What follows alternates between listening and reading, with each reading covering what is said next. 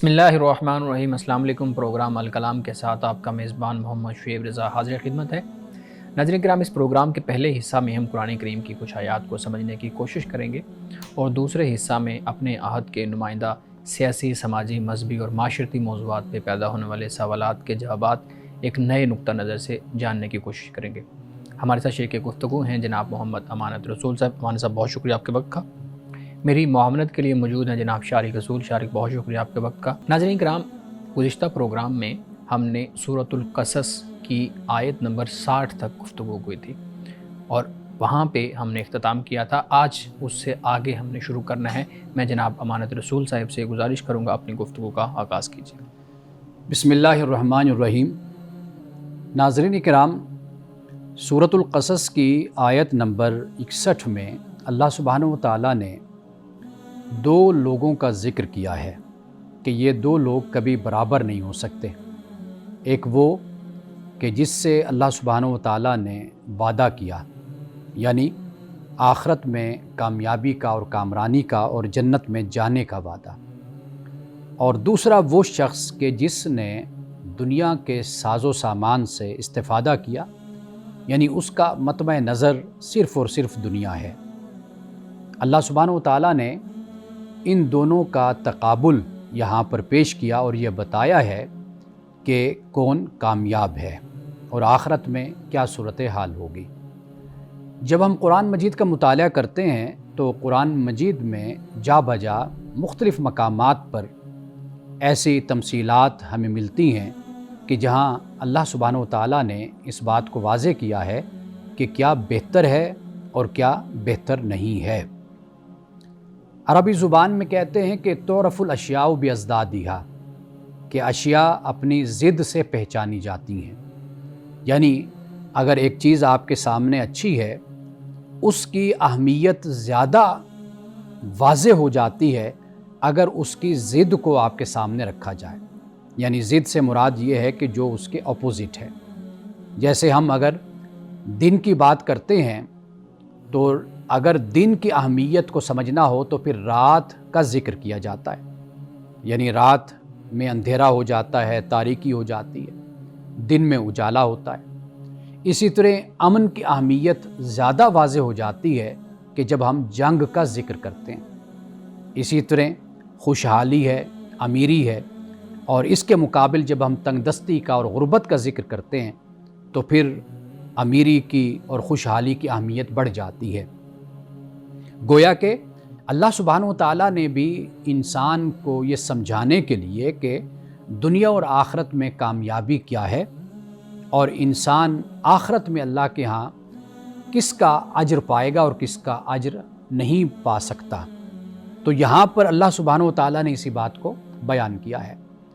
ये जो तमसील का अंदाज़ होता है, तशबीह का अंदाज़ होता है, या तकाबुल का एक तरीका होता है, ये इसलिए इख्तियार किया जाता है कि जब आप किसी से बात करते हैं तो या तो आप अक़ली इस्तिदलाल से बात करते हैं, यानी अक़ली इस्तिदलाल से मुराद ये है कि आप दलील देते हैं कि जो लॉजिकली होती है, रीज़निंग के साथ होती है, या दूसरा एक तरीका दूसरे को बात पहुंचाने का होता है कि जिसमें एक जज्बाती अंदाज़ होता है। जैसे हज़रत शाह वलीउल्लाह ये फरमाते हैं कि 3 कुव्वतें होती हैं। एक कुव्वत है कुव्वत इदराक, दूसरी कुव्वत है कुव्वत आमाल, और तीसरी कुव्वत है कुव्वत जज्बात। इंसान इसी तरह मुख्तलिफ़ मजाज और मुख्तलिफ़ दर्जों और मुख्तलिफ़ तबक़े के लोग होते हैं। यानी एक तबका इदराक वाला होता है, एक तबका वो होता है कि जो सिर्फ़ ये कहता है कि आप हमें काम बताइए, वो अमल वाले होते हैं। तीसरा वो तबका भी होता है कि जो जज्बात जिन पर गालिब होते हैं। तो जब आप किसी तक पैगाम अपना पहुंचाना चाहते हैं तो उसका एक तरीका ये होता है कि आप इस्तिदलाल से बात करते हैं। कुछ लोग वो होते हैं कि जो जज्बात से बात को समझते हैं, और इसी तरीके से तीसरे लोग वो होते हैं, या तीसरी किस्म बात पहुंचाने की ये होती है कि आप तशबीह और तमसील से बात पहुंचाते हैं। हर कोई इस्तिदलाल और अक़ल से बात को समझता नहीं है। बहुत से लोग हैं कि जिनको इस तरह बात समझ नहीं आती, تو ان کے لیے یہ انداز بہت اچھا اور بہت آسان اور بہت سہل ہوتا ہے کہ آپ ان کے ساتھ تشبیہ اور تمثیل کے انداز میں بات کرتے ہیں۔ قرآن پاک کا جب ہم مطالعہ کرتے ہیں تو یہی اسلوب اور یہی انداز ہمیں قرآن پاک میں ملتا ہے کہ اللہ سبحانہ و تعالیٰ نے کفار و مشرکین کا ذکر کیا اور اسے مثال سے اللہ نے پھر واضح کیا۔ اسی طرح خرچ کرنے والے انفاق فی سبیل اللہ کرتے ہیں، اللہ نے ان کا ذکر کیا تو وہ بھی ہمیں اسی انداز میں اور اسی طریقے سے بات سمجھائی۔ اور اسی طرح جو جھٹلانے والے مکذبین ہیں ان کی جب بات کی اللہ نے وہ بھی مثال کے ذریعے سے ان کا ذکر کیا۔ اسی طرح وہ لوگ کہ جو بے عمل قسم کے ہوتے ہیں تو ان کا ذکر بھی اللہ سبحانہ و تعالیٰ نے تمثیل کے انداز میں قرآن پاک میں بیان کیا۔ اور اسی طرح حق اور باطل کی جو کیفیت اور حالت ہوتی ہے یا نفسی کیفیت ہوتی ہے اس کو بھی قرآن پاک نے مثال سے بیان کیا۔ اللہ سبحانہ و تعالیٰ کے نور کا جب ذکر ہوتا ہے، اللہ نور السماوات والارض، اس کا انداز اور اس کا ذکر بھی سورۃ النور میں اللہ سبحانہ و تعالیٰ اسی تمثیل کے انداز میں بیان کرتا ہے۔ تو گویا کہ تمثیل اور تشبیہ کا جو انداز قرآن پاک نے اختیار کیا ہے یہ بہت سہل اور آسان انداز ہوتا ہے کہ جس سے دوسرا بات کو فوراً سمجھ جاتا ہے، اور اس میں گہرائی بھی ہوتی ہے، اس میں سبق بھی ہوتا ہے، اور امثال کے ذریعے سے بات لوگوں کے دلوں پر اثر بھی ڈالتی ہے۔ اب دیکھیے یہاں پہ اللہ سبحانہ و تعالیٰ فرماتا ہے افمن وعدناہ وعدا حسنا، کیا وہ شخص جس سے ہم نے اچھا وعدہ کیا ہے فہو لاقیہ، تو وہ اس وعدے کو پانے والا ہے۔ اب یہاں پر جو یہ حمزہ جو آیا اسے ہم اسے استفہام انکاریہ یا استفہامیہ انکار کے لیے جو ہوتا ہے وہ یہاں پر ہے، یعنی حمزہ استفہامیہ جو ہے یہاں پر انکار کے لیے ہے، یعنی یہ کبھی برابر نہیں ہو سکتے کہ وہ شخص کی جس سے اللہ پاک نے اچھا وعدہ کیا اور وہ اس وعدے کو پانے والا ہے۔ کمم متعناہ متاع الحیات الدنیا، کہ کیا وہ اس شخص جیسا ہو سکتا ہے کہ جس کو ہم نے صرف دنیوی زندگی کا فائدہ دیا، یعنی دنیا کا سامان اور دولت اور سب کچھ جو اس نے چاہا، یعنی آخرت کا وہ طلبگار ہی نہیں تھا تو ہم نے اس کو دنیا دے دی۔ ثم ہوا یوم القیامت من المحضرین، فرمایا کہ پھر قیامت کے دن وہ حاضر کیے جانے والوں میں سے ہے۔ اللہ پاک پھر اس کو یعنی ذلت و رسوائی کے ساتھ پھر اپنی بارگاہ میں کھڑا کرے گا ایسے شخص کو کہ جس نے خدا سے صرف دنیا مانگی یا وہ دنیا کی ہی ہرس اور طمع وہ رکھتا تھا۔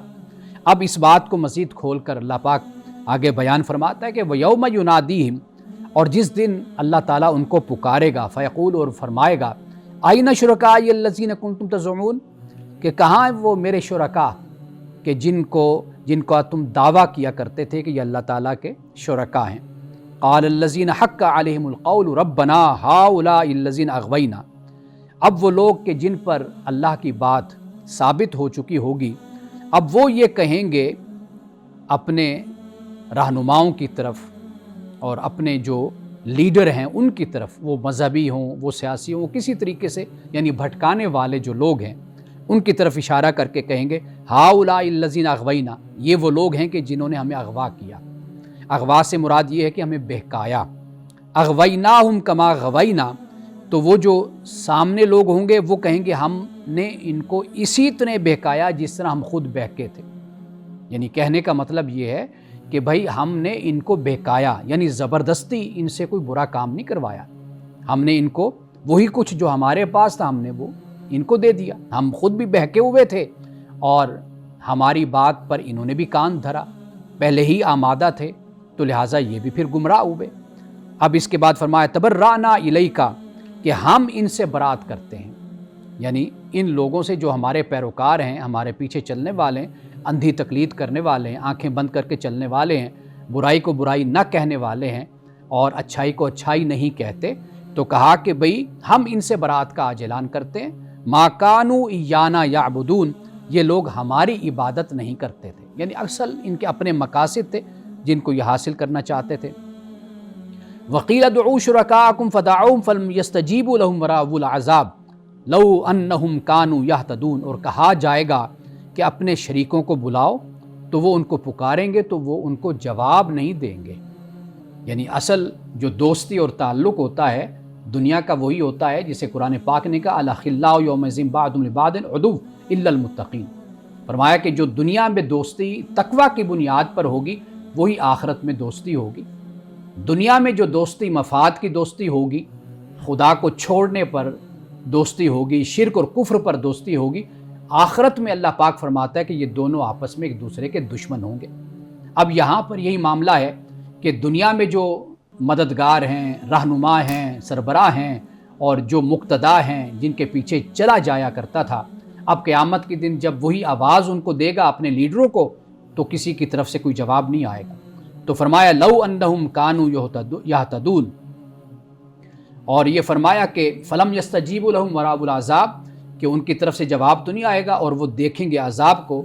اور اس کے بعد فرمایا کہ کاش وہ ہدایت اختیار کرنے والے ہوتے، یعنی آج دنیا میں موقع ہے ان کے پاس، کاش یہ ہدایت اختیار کر لیتے، ورنہ قیامت کے دن معاملہ یہ ہے کہ جو کچھ دنیا میں کیا ہوگا وہی آخرت میں ان کے سامنے آ جائے گا، اور ان اعمال کی بنیاد پر وہ پھر جہنم میں جائیں گے، جنت کے حقدار نہیں ٹھہریں گے۔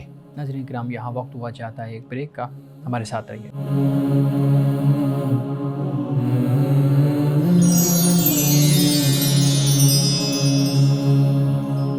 ویلکم بیک ناظرین، امانہ صاحب بہت شکریہ، آپ نے بہت مدلل انداز میں قرآن کریم کا وہ اسلوب جو بہت اہم ہے، تمثیل کے ذریعے بات سمجھانے والا، تشبیہ کے ذریعے بات سمجھانے والا، اس کی وضاحت کی۔ ایک سوال جو اس پورے ٹاپک کو سن کے ذہن میں آتا ہے وہ یہ ہے کہ قرآن کریم مختلف اسلوب اختیار کرتا ہے چیزوں کو بیان کرنے کے، اور پھر کچھ لوگوں کو مخاطب کرتا ہے، کبھی مومنین کو، کبھی جماعت کو، کبھی فرد واحد کو۔ تو جب تمثیلات کی، تشبیہات کی بات کرتے ہیں تو قرآن کریم خود بھی کئی جگہوں پہ یہ بتاتا ہے کہ ہم نے یہ تمثیلات، یہ تشبیہات کیوں بیان کی ہیں۔ تو میں چاہوں گا کہ آپ اس کو بھی واضح کیجئے گا کہ قرآن کا یہ جو اسلوب ہے یہ قرآن نے کیوں اختیار کیا ہے، اللہ رب العزت نے تمثیلات اور تشبیہات کا جو پورا معاملہ ہے یہ قرآن کے اندر کیوں رکھا ہے۔ آپ نے مختصر اس پہ بات کی ہے کہ اس سے بات سمجھ آ جاتی ہے، لیکن میں چاہوں گا کہ قرآن اس کے بارے میں کیا کہتا ہے، اس پہ گفتگو کیجیے گا۔ اچھا، قرآن مجید میں جو مرکزی موضوع ہمیں ملتا ہے وہ ہے توحید اور آخرت۔ ٹھیک ہے۔ اور توحید اور آخرت کا جو انکار ہے کرنے والے، ان کو در حقیقت اللہ سبحانہ و تعالیٰ نے تمثیل کے ذریعے سے بات سمجھائی اور بات کو بیان کیا ہے۔ یعنی توحید کے حوالے سے جب قرآن پاک نے بیان کیا، اب آپ دیکھیے کہ ایک جگہ پر اللہ سبحانہ و تعالیٰ سورۃ العنکبوت میں اس بات کو بیان کرتا ہے کہ مثال ان لوگوں کی کہ جو اللہ کو چھوڑ کر دوسروں کو معبود بنا لیتے ہیں، تو کمثل العنکبوت، کہ جیسے ایک مکڑی کا گھر ہوتا ہے، جالا ہوتا ہے، وہ ویسے ان کی حیثیت ہوتی ہے۔ اور ان اوہن البیوت، کہا کہ گھروں میں سب سے زیادہ جو کمزور گھر ہوتا ہے وہ مکڑی کا گھر ہوتا ہے۔ تو یہاں پر یعنی توحید کے تصور کو واضح کرنے کے لیے اور شرک کو رد کرنے کے لیے اللہ سبحانہ و تعالیٰ نے یہاں پر اس مثال کو بیان کیا، یعنی یہ ایک تمثیل کا انداز ہو جاتا ہے۔ اسی طرح آپ دیکھیے کہ ایک اور مقام پر اللہ سبحانہ و تعالیٰ نے کہا کہ ایک شخص ہے کہ جس کے دو آقا ہیں، ایک وہ غلام ہے کہ جس کا ایک آقا ہے۔ تو واضح بات ہے کہ جو ایک جس کا آقا ہے وہ زیادہ محفوظ ہے اور زیادہ سکون میں، یعنی جیسے آپ دیکھیے کہ گھر میں ایک ملازم اور 10 آواز دینے والے ہوں تو وہ بیچارہ چکرا جاتا ہے، پریشان ہو جاتا ہے۔ اگر ایک ہی ملازم ہو اور ایک ہی اس کا باس ہو تو وہ آسانی میں رہتا ہے کہ وہی اس کو، یعنی یہاں سے جو غلامی ہے انسانوں کی، کہ انسان انسانوں کی غلامی کرتا ہے، تو اس سے کیا انسان کا مزاج، کیا کیفیت اور کیا حالت اور کیا شخصیت پروان چڑھتی ہے، قرآن پاک نے اس کو بھی بیان کیا ہے۔ اور آپ یہ دیکھیے کہ اللہ سبحانہ و تعالیٰ انسان کو عقل پر زیادہ متوجہ کرتا ہے، شعور پہ، عقل پہ، کہ غور فکر اس پر۔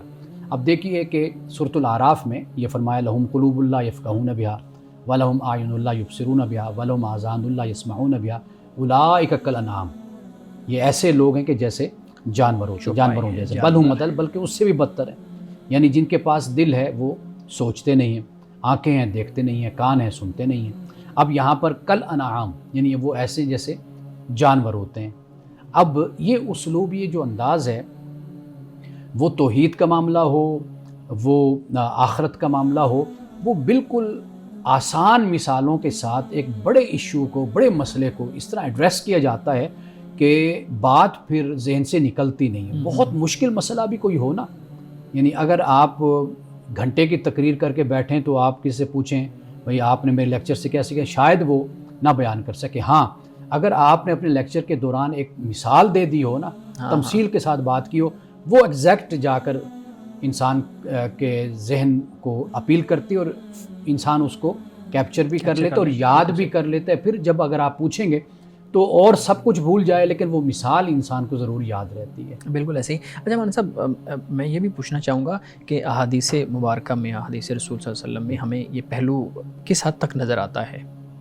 دیکھیے انبیاء علیہ السلام کے جو اپنی گفتگو ہے، اپنا کلام ہے، اس میں بہت زیادہ تمثیلات ہمیں نظر آتی ہیں، اور کہیں زیادہ ہم دیکھتے ہیں تو حضرت مسیح علیہ السلام کی جو تمثیلات ہیں وہ بھی بہت مؤثر اور اثر انداز ہیں وہ آپ کی تمثیلات۔ ٹھیک ہے۔ اسی طرح رسول اللہ صلی اللہ علیہ وسلم کی احادیث میں بھی مثال کے طور پر مومن کی شخصیت کو جب واضح کیا تو اس کو بڑے خوبصورت طریقے سے آپ نے بیان کیا۔ حضرت عبداللہ ابن عمر سے یہ بات روایت ہے کہ جب رسول اللہ صلی اللہ علیہ وسلم نے فرمایا کہ مومن، ایک تشبیہ دی آپ نے، تو کہا کہ بھئی میرے ذہن میں اس کا جواب تھا کہ رسول اللہ نے جب پوچھا تو، لیکن میں بچہ تھا تو میں آپ کی بارگاہ میں نہ بول سکا اس بات سے۔ اور اس طرح بہت سے ہمیں حوالے ملتے ہیں کہ رسول اللہ نے مومن کی مثال دی، اسی طرح آپ نے ایک اچھے دوست کی مثال دی۔ تو وہ ایسی مثالیں انبیاء علیہ السلام کی تعلیمات میں، آپ کی گفتگو میں ہمیں ملتی ہیں۔ بالکل ٹھیک ہے۔ اور ہم دیکھتے ہیں کہ بزرگان دین کے جو اشعار ہیں، ان کے اقوال ہیں، اس میں بہت زیادہ وہ ملتی ہیں۔ جیسے ہمارے ہاں ایک مشہور مثال ہے نا کہ آپ اگر ایک خوشبو والی دکان کے اندر سے ہو کے آئیں گے تو آپ اس خوشبو کے اس میں حصار میں ہوں گے۔ اچھا مولانا صاحب، یہ ایک روایت بھی بیان کی جاتی ہے، یعنی رسول اللہ صلی اللہ علیہ وسلم سے منسوب یہ ایک روایت بھی، کہ جیسے ایک کوئلے کی کان ہے، کوئلے کی کان نہیں، جو کوئلہ وہاں پر بیٹھے اپنا، ٹھیک ہے، جیسے لوہار کا وہ کاروبار ہوتا ہے، تو آپ وہاں پر بیٹھیں گے تو آپ کے کپڑوں پہ سیاہی لگ جائے گی۔ بالکل صحیح۔ اسی طرح آپ اگر خوشبو کی دکان میں جاتے ہیں عطر کی، تو وہاں پر بے شک آپ خوشبو خریدیں نہ خریدیں لیکن آپ کے جسم سے، کپڑوں سے خوشبو آتی ہے۔ تو ایسی روایات ہمیں ملتی ہیں۔ بالکل ٹھیک ہے۔ اچھا مولانا صاحب، آپ نے یہ ذکر کیا ہے کہ حضرت مسیح علیہ السلام کی ہمیں باتوں میں، ان کی گفتگو میں ہمیں بہت زیادہ تمثیلات کا ذکر ملتا ہے۔ میں یہ جاننا چاہوں گا کہ کیا جو سابقہ کتب ہیں، الہامی کتب جو رسولوں پہ نازل ہوئیں، ان کے اندر بھی ہمیں یہ تشبیہات، تمثیلات کا طریقہ کار یا تقابل کا طریقہ کار ملتا ہے، یا صرف یہ قرآن کریم کا ہی یہ اسلوب ہے؟ نہیں، یہ تمام کتابوں میں ہے، الہامی کتابیں، تورات ہے، انجیل ہے، اور واضح بات ہے کہ اس میں انبیاء علیہ السلام کے واقعات اگر بیان ہیں تو ان کے اقوال بھی اس میں نقل کیے گئے ہیں۔ مثال کے طور پر آپ زبور پڑھ کر دیکھیے، حضرت داؤد علیہ السلام کی جو اس بائبل میں آپ کو آخر میں زبور پوری درج ہے، وہ اس میں آپ دیکھیے بہت سی اعلیٰ مثالیں ہمیں عابدین کے حوالے سے، نیک لوگوں کے حوالے سے، اور اللہ سبحانہ و تعالیٰ کا بندے سے تعلق کے حوالے سے، زندگی کی فنا کے حوالے سے، اور پھر اس کے بعد آخرت کا معاملہ ہے اس حوالے سے، بہت سی ایسی امثال ہمیں ملتی ہیں کہ جہاں پر بیان کیا گیا ان باتوں کو۔ بالکل ٹھیک ہے۔ ہمارے سب کچھ ہمارے جو ناظرین ہیں ان کے سوالات بھی ہوتے ہیں، تو ہم ہر پروگرام میں کوشش کرتے ہیں ان کو ضرور ایڈریس کریں۔ میں آپ کے سامنے سوال رکھوں گا ہمارے ناظرین کی طرف سے جو بھیجا گیا ہے۔ سوال یہ ہے، یہ کسی خاتون کا سوال ہے، وہ کہتی ہیں جی میرا بیٹا ہے، اس کی عمر تقریباً 19 سال ہے اور وہ 9th کلاس میں پڑھتا ہے، تو اس کا جو ذہن ہے وہ پڑھائی میں تیز نہیں ہے۔ اب وہ تیز نہیں ہے، مراد شاید یہی ہے کہ وہ ذہین نہیں ہے، تو اس کا کوئی حل بتا دیجیے گا کہ وہ اس کا جو رجحان ہے وہ پڑھائی کی طرف زیادہ ہو جائے۔ اچھا، ایک بات تو یہ ہے کہ اگر کوئی ایسا مسئلہ ہو تو جو متعلقہ ڈاکٹر ہے یا جو بھی اس سے متعلق جو ماہر ہے، ایک تو اس سے رابطہ کیا جانا چاہیے، تاکہ اگر کوئی ایسی کوئی جسمانی یا کوئی دماغی کمزوری ہے تو باقاعدہ طور پر اس کا علاج کیا جائے۔ ٹھیک ہے۔ اور جو ہمارے بزرگ ہیں ان کا بھی طریقہ ہمیشہ یہی رہا کہ اگر ان کے پاس کوئی آیا وظیفے کے لیے دعا تو وہ ضرور کرتے ہیں، اس میں کوئی شک نہیں کہ دعا میں بڑا اثر ہوتا ہے، تو دعا تو وہ کرتے ہیں، لیکن وہ اس بات کی تاکید بھی کرتے ہیں کہ اگر ایسا کوئی مسئلہ ہے تو آپ اس طرف لے کر جائیں، ایک بات۔ دوسری بات یہ ہوتی ہے کہ کئی دفعہ بچوں کی تعلیم میں دلچسپی نہیں ہوتی، اس کی بہت سی وجوہات ہوتی ہیں۔ مثال کے طور پر بچے کئی دفعہ یہ دیکھتے ہیں کہ ہمارے والد کا پروفیشن کیا ہے۔ اب مجھے اب تک یاد ہے کہ لڑکپن میں ایک صاحب تھے، ان کی بڑی خواہش تھی کہ ان کا بچہ دین کا علم حاصل کرے اور اس طرف آئے، لیکن وہ آتا نہیں تھا اس طرف، اور اس کا شوق بھی نہیں ہوتا تھا۔ بٹھاتے تھے، پڑھاتے تھے تو، لیکن وہی شکایت ہوتی تھی کہ ذہن اس کا بہت پیچھے ہے، وہ آگے نہیں چلتا، یعنی اس میں دلچسپی یا چستی جو ہے اس بچے میں نظر نہیں آتی۔ تو جو وجہ سامنے آئی وہ یہ ہے کہ جو باپ کا پروفیشن ہے وہ یہ نہیں ہے۔ مثال کے طور پر والد کا جو ایک پروفیشن یا شعبہ ہوتا ہے، بچے اکثر طور پر اس کو فالو کرتے ہیں، دیکھتے ہیں کہ بھئی ہم اس طرح کریں۔ تو اب ان کے جو والد صاحب تھے، ان کا کپڑے کا کاروبار تھا، دکان تھی، بہت اچھے بزنس مین تھے۔ اب بچہ وہ چاہتے تھے کہ عالم بنے، اس کا بچے کا چاہتا ہے میں دکان پہ بیٹھوں جا کر اور میں کپڑا بیچوں، تو کئی دفعہ یہ مسئلہ بھی سامنے آ جاتا ہے۔ اور تیسری بات جو ہے وہ یہ ہمیشہ ذہن میں رکھنی چاہیے کہ جو ٹیچر ہوتا ہے وہ آپ دیکھیں کہ وہ کس طریقے سے بچے کو ڈیل کر رہا ہے۔ کئی دفعہ بچہ نہ کند ذہن ہوتا ہے نہ پیچھے ہوتا ہے، اس کو کئی دفعہ پڑھانے والے یعنی اسکول میں یا کالج میں جو ماحول ہوتا ہے وہ اس کو زیادہ سست بھی کر دیتا ہے، اور اس کی حوصلہ افزائی نہیں ہوتی، حوصلہ شکنی زیادہ ہوتی ہے، اس کو ڈانٹ ڈپٹ زیادہ کی جاتی ہے، اور اس کو ہمیشہ نیگیٹو جو تاثر ہوتا ہے وہ زیادہ اس پر غالب کیا جاتا ہے۔ اس کی وجہ سے بھی بچے پھر پیچھے ہو جاتے ہیں۔ ایسی بہت سی وجوہات ہیں۔ والدین کی جو بنیادی ذمہ داری ہوتی ہے وہ مسئلے پر توجہ کریں ضرور، لیکن اس کے اسباب اور عوامل کو ضرور سمجھنے کی کوشش کریں۔ باقی میں دعا کرتا ہوں، سب کے لیے ہم دعا کرتے ہیں، لیکن اولاد کے حق میں والدین کی جو دعا ہوتی ہے وہ زیادہ مؤثر ہوتی ہے اور زیادہ اللہ کی بارگاہ میں قبول ہوتی ہے۔ ناظرین کرام، باقی سوالات دیتے ہیں ایک بریک کے بعد، ہمارے ساتھ رہیے۔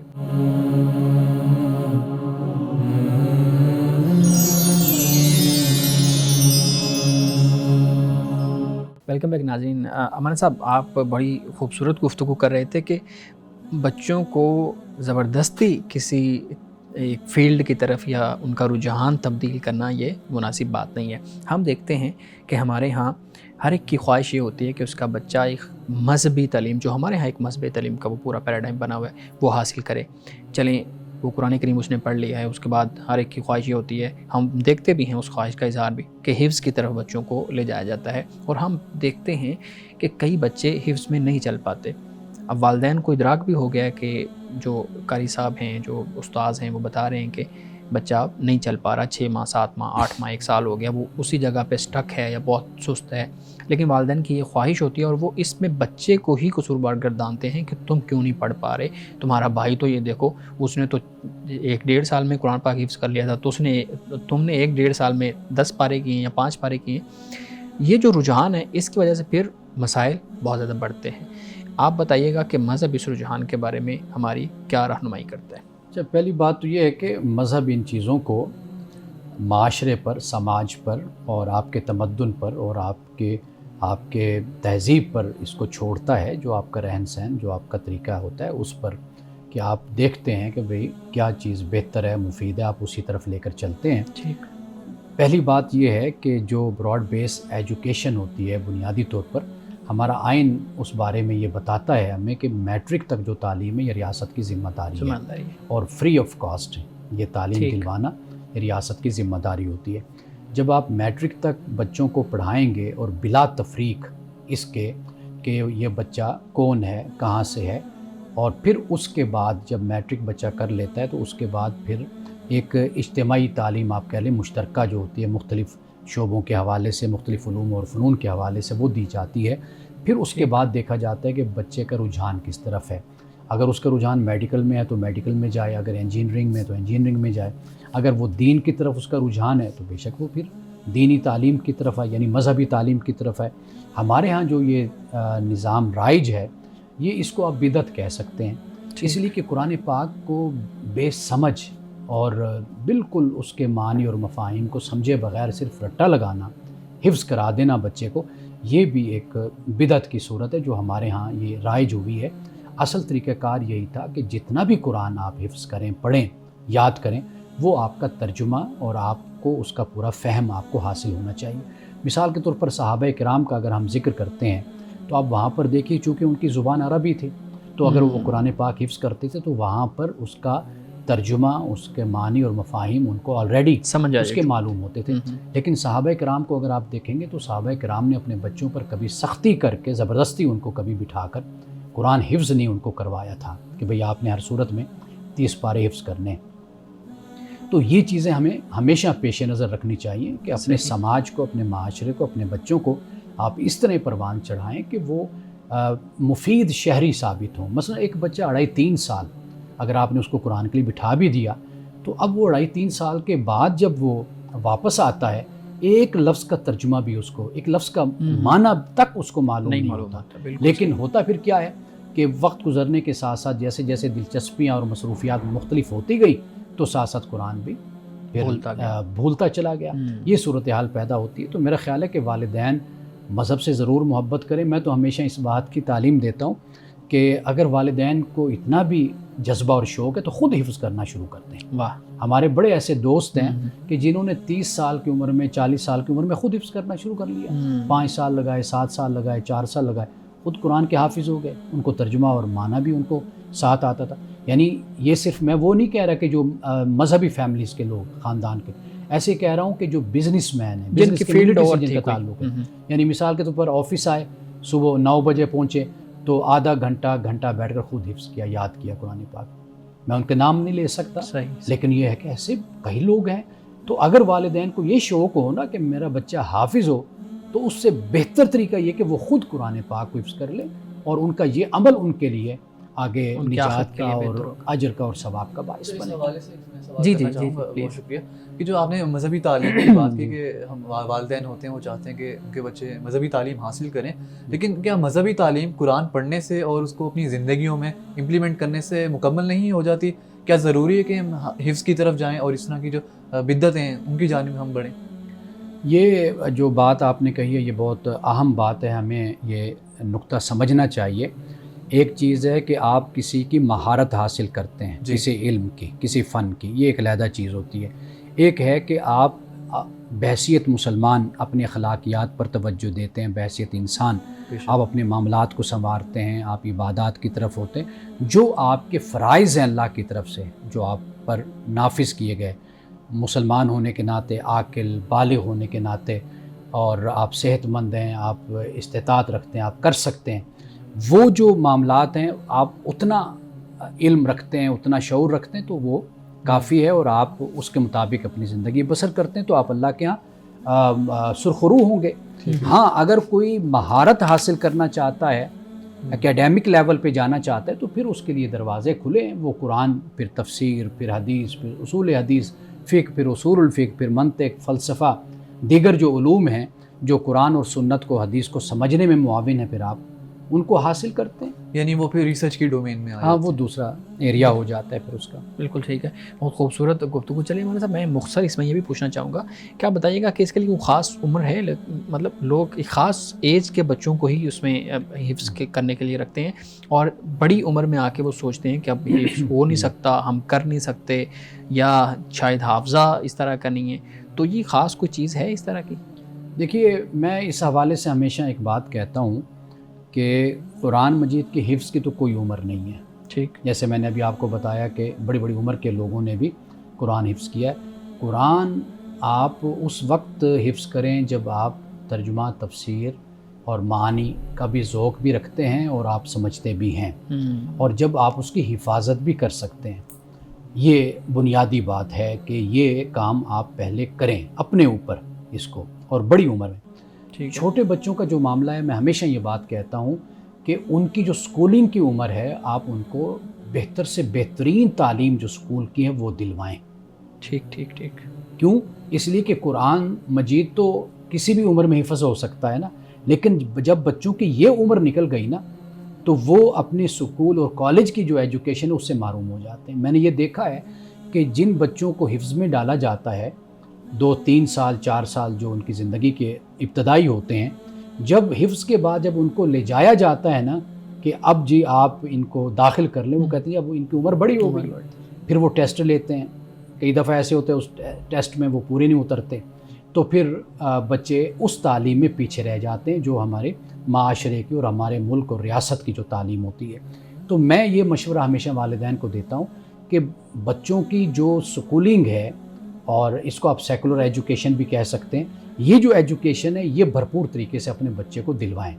ہمارے ہاں جو مذہبی بنانے کا جو تصور ہے وہ پھر اس طرح قائم ہو جاتا ہے، مثال کے طور پر میں ہوں اس وقت آپ کے سامنے، لیکن میں سمجھتا ہوں کہ شارق ہیں، آپ مجھ سے کہیں بہتر ہیں، اس لیے کہ آپ نے پہلے اسکول کی ایجوکیشن، کالج کی وہ لی، آپ نے تعلیم لی۔ ہاں اب اگر آپ دین کی طرف آتے ہیں تو آپ کا جو ایکسپوجر ہوگا وہ مجھ سے کہیں بہتر ہوگا۔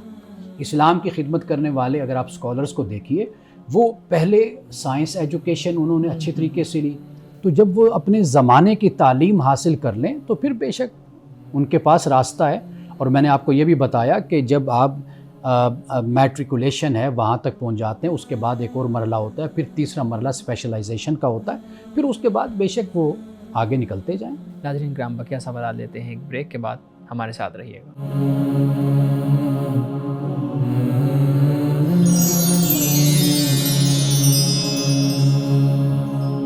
ویلکم بیک ناظرین، شارق آپ کچھ سوالات کرنا چاہ رہے تھے، پلیز ہمارے ساتھ۔ بطور انسان ہمیں ظاہری دنیا سے بہت لگاؤ ہوتا ہے، اور ہماری جو اندر کی لیکن جو دنیا ہوتی ہے وہ مردہ ہو چکی ہوتی ہے اور ہمیں اس کا اندازہ بھی نہیں ہوتا۔ تو جو ایک سیلف لو کا کانسیپٹ ہے دنیا میں کہ اپنے آپ سے پیار کرنا چاہیے ہمیں، تو اپنے آپ سے پیار کرنے کا کیا طریقہ ہے اور اس کا مطلب کیا ہے؟ اچھا، پہلی بات یہ ہے کہ ایک ہوتی ہے خود پسندی جی، اور ایک ہوتی ہے خود پرستی۔ ٹھیک۔ اچھا، خود پسندی سنوبری جس کو ہم کہتے ہیں، اور خود پسندی سے آگے کا جو قدم ہوتا ہے وہ خود پرستی کا ہوتا ہے۔ جی، یعنی انسان اپنے آپ کو دوسروں سے زیادہ اہمیت دیتا ہے، ایک یہ رویہ۔ ایک ہوتا ہے کہ اپنے آپ کو پوجتا ہے، یعنی پوجتا اس طریقے سے کہ اپنی تربیت اس انداز سے نہیں کرتا کہ جہاں پر وہ غلط ہو تو وہ خود کو کہے ہاں میں غلط ہوں، یا دوسرے کو سوری بولے۔ تو یہ جو خود پرستی ہوتی ہے یہ بڑی خطرناک ہوتی ہے، اور خود پسندی بھی۔ اصل جو چیز ہے وہ ہے اعتماد، جی، خود اعتمادی، سیلف کانفیڈنس۔ یہ بنیادی چیز ہے کہ ہمیں اپنے ساتھ وقت گزارنے کا طریقہ سیکھنا چاہیے۔ یعنی ہم بجائے اس کے کہ دوسروں پر نظر رکھیں، ہم اپنے ساتھ وقت گزاریں۔ یعنی جسے ہمارے ہاں وہ ایک میڈیٹیشن جس کو کہا جاتا ہے نا، مراقبہ، وہ آپ نے پچھلے دنوں کیا بھی تھا، مراقبہ میڈیٹیشن۔ اب اس میڈیٹیشن میں آپ دیکھیں کتنا فائدہ ہوتا ہے، یعنی انسان اپنے ساتھ وقت گزارتا ہے، اور یہ جو وقت گزارنا ہے یہ اس کا بنیادی حل ہے، آپ یوں کہہ لیجئے، جس طرف آپ اشارہ کر رہے ہیں جی، کہ ہم اگر اپنی ذات سے محبت کرتے ہیں تو ہمیں یہ چاہیے کہ ہم اپنے وجود کو اور اپنے آپ کو باقی رکھنے کے جو عوامل اور اسباب اور طریقے ہیں، یعنی باقی رکھنے سے میری مراد یہ ہے کہ ہم اپنے آپ کو بہتر سے بہترین ایک شخصیت بنا سکتے ہیں۔ وہ اعتماد میں ہو سکتا ہے، وہ جسمانی صحت میں ہو سکتا ہے، وہ ذہنی جو انسان کی حالت ہے اس میں اپنے آپ کو بہتر کر سکتا ہے، اور دیگر معاملات میں۔ تو یہ در حقیقت اپنی محبت، اپنی ذات سے محبت کا اظہار ہوتا ہے۔ جی، یعنی انسان اپنے آپ سے محبت اگر کرتا ہے تو اپنے ساتھ وقت گزارے، ٹھیک، اور وقت گزارنے کے ساتھ ساتھ اپنا احتساب بھی کرے، اور اپنے آپ کو دیکھتا رہے کہ بھئی میں کہاں پر غلط ہوں، میں کہاں پر صحیح ہوں، بالکل، اور پھر اس کے مطابق زندگی کو اس طرح ڈھالتا چلا جائے۔ جی۔